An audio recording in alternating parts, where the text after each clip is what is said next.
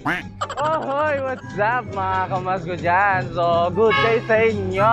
So, panibagong vlog, panibagong araw na naman mga kamas. So, andito tayo ulit sa Nyog, kung saan ito ang pinakaunang maraming views. Pinakaunang maraming views sa YouTube ko. Dito, sobrang nagpapasalamat ako sa bike shop na to. Nandito nga tayo kay Bike Bacoor, Cavite mga kamas. So dito yan sa may Nyog. Tayo naman sa thumbnail mga kamas. So meron tayo iba-bike stick na si Battle. So bago lang siya sa market natin, 2021 model, si 870, tsaka si 880. Then may mga folding bikes and may buy one take one pa rin naman sila, tulad pa rin ng dati. So papakita ko yan. Pero ang pinaka main ano natin is si Battle 870 tsaka 880. So umpisa na natin to. Let's go!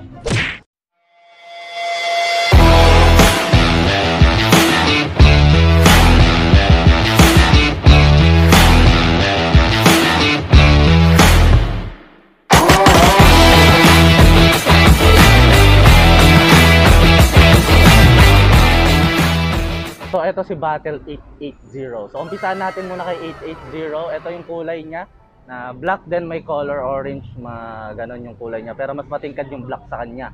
Then dito sa may bandang Battle is may color gray. So alloy to, yan alloy frame. So kita niya na yung frame size niya is size 16. So medium size to na 27.5. Yan. So alloy to na tapered head tube na yan mga kamas. Yan, tapered head tube na yan. So ang ganda na ito mga kamas. So halo-halo to yung specs na ito. So umpisa natin dito sa may cockpit niya, dito sa may drivetrain niya banda. So naka Shimano MT200, ayan mga kamas. Then naka SLX yung shifter niyan. Yan. So naka 3x10 speed yan mga kamas. Then ang kagandahan nito, naka remote fork lockout na yan. Yan oh. Then naka preload na yan dito. Then alloy to yung fork niya. So yung sa fork niya is naka rock shocks na yan. Yan, powered by SRAM. OSRAM. Yan oh. So yung dito sa handle grip niya mga kamas is WTB yung brand. So maganda, malambot.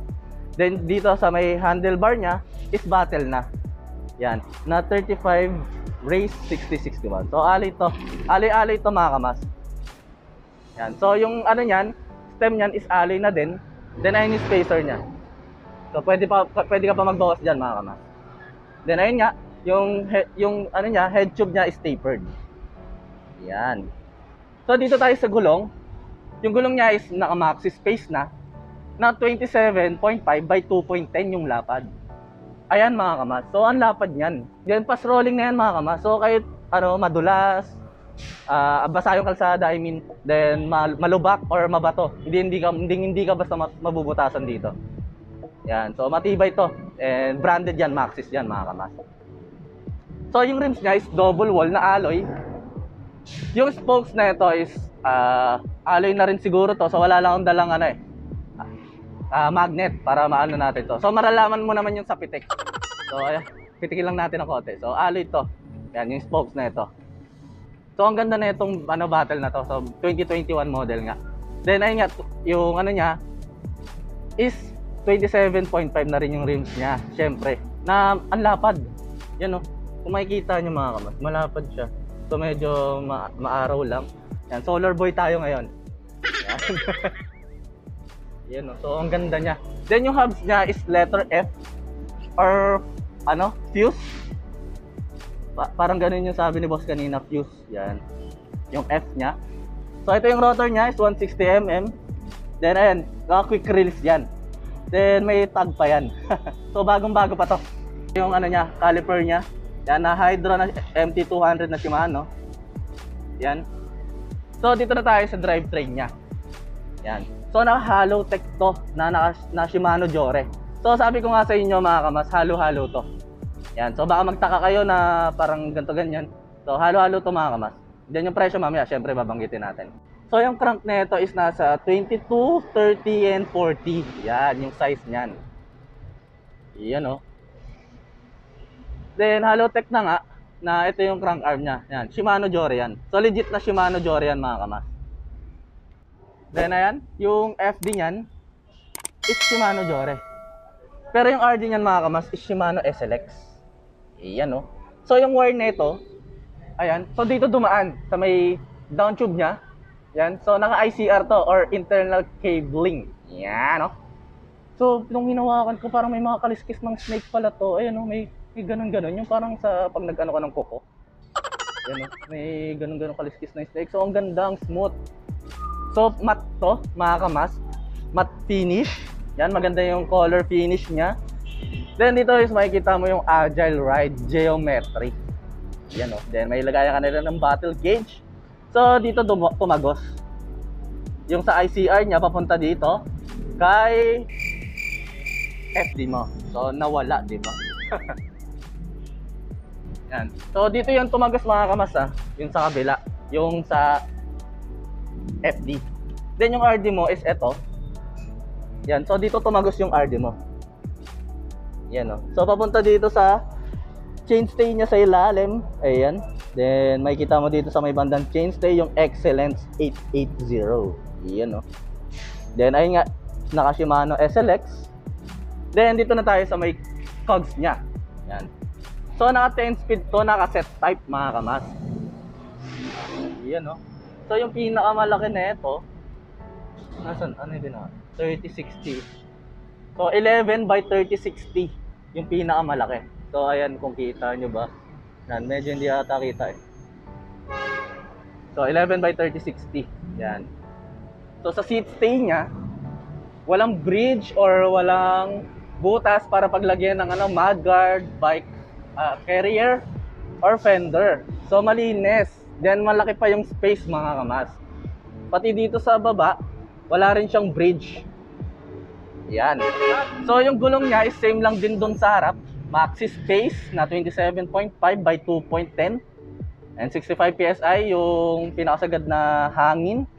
Then yung ribs niya is double wall na nga na alloy na 27.5 na WTB yung brand. Yan. So dito sa likod is quick release na yan. Na ito yung rotor niya is 160mm. Then ito na yung brake niya. So nakapasok na yan dito. So ito yung favorite natin. Na nakapasok dito yung hydro kaysa yung nandito. So Shimano MT200. So ito yung caliper niya. Yan. So dito dumaan yung wire. Yung wire or yung cabling. Yan. Papunta dito sa hydro mo. Yan. So dito sa seat post niya mga kamas is quick release na yan. So mabait to. Nagpapayaram to ng bike. Yan. Quick release yan. So ito yung seat post niya is battle na din. Na I think it's alloy. Yan mo, malalaman mo nga yun sa pitek. Then yung saddle niya is battle. Feel right. Yan o. Feels right. Yan o. Dito sa may top tube niya is makikita mo yung hydroforming system. Yan o. Na Excellence 880. Yan o. Aluminum light. Yan. So parang may mga kaliskis siya ng stick pag hinawakan mo. Yan mga kamas. So ito yung ano niya, yung remote lockout niya. So hindi mo na kailangan dito, may manual. So ito na yan. Mas mabilis na dito mga kamas. Yan, gaganon-ganon mo lang yan. Yan oh. Yan. So biglang umaraw ng malakas. So solar boy nga tayo. So ayun si 880 mga kamas. So i-compare natin to kay 870. Yan na Excellent. So bagong dating 2021 model mga kamas. So shoutout dun sa aso. Okay mga kamas. So ito na yung sunod natin, si Battle Excellence 870. Yan. So yung pinaka color niya is black na may gray, then may ng green. So yung kanina si Battle 880 is may orange. Yan, ito green naman yung niya. So dito agad tayo sa may drivetrain niya. So mga kamas, ito first time ko lang nakita to.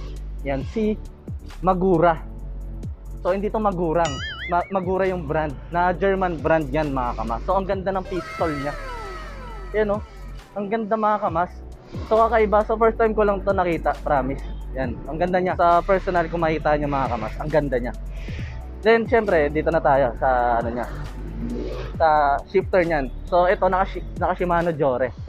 Yan. Ito mga kamas is Shimano Jore to. Yung group set na ito. Yan. Pero yung nito mamaya, yung crank niya is iba. Then ito dito tayo agad kay ano na. Sa handlebar niya is naka-battle na 60-61 rin na race 35. Then sa handle grip niya mga kamas is ito. Kakaiba parang puzzle pero ang lambot niya. Yan, kung makita nyo ang ganda. Then may naka-remote fork lockout na rin yan mga kamas. So ito yung remote niya. Yan. Then ayan. So ayan, pipindutin natin mga kamas. Yan o. Yan, kung makita nyo. So dito sa stem niya is long stem. Yan. Na-alloy na to. So alloy yung handlebar, alloy rin yung stem. Na-battle na rin yan. Then ayun yung spacer niya. So kung gusto pwede ka pa magbawas dyan. Sa naman niya, sa head tube naman niya is tapered na yan. Yan. Tapered head tube na yan mga kamas. So dito na tayo sa fork na naka-remote fork lockout niya. 100mm yung travel. So same lang din dun kay 880 kanina. Ito naman is yung fork neto ay Vaxa, yung brand. Yan. Vaxa Air 32 na 27.5. So nakalimutan ko sabihin agad na alloy to na medium size na 27.5 mga kamas. Yan.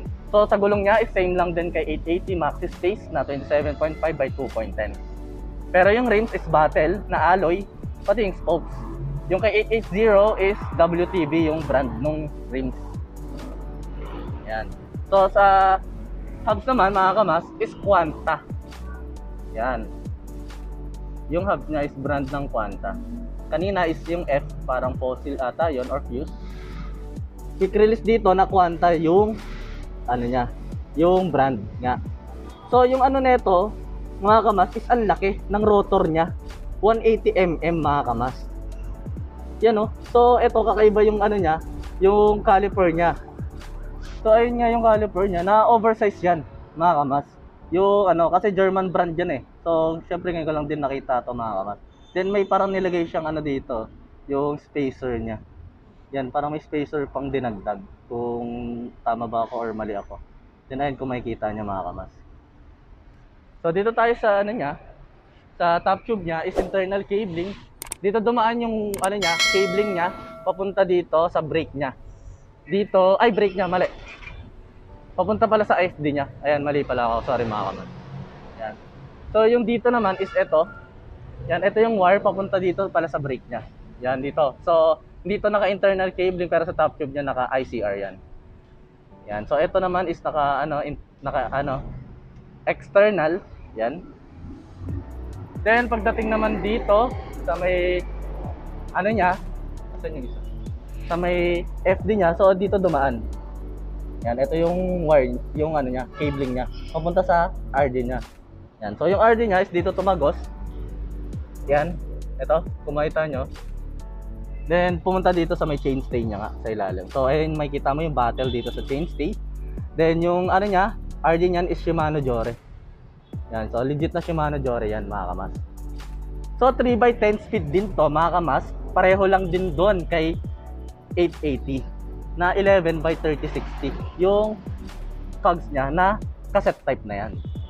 Yan no. So dito tayo sa crank niya. Yung crank nito is hindi naka-Jore pero naka-Marvel yan. Ayun yung brand, Marvel. So si Captain Marvel yan. Mala Avengers ka kapag bike mo to. So 40, 30 and 22 yan. Yung laki nung 3x niya. Yan. So Halotech na to na Pro Wheel. Yung ito, yan nakalagay, Pro Wheel.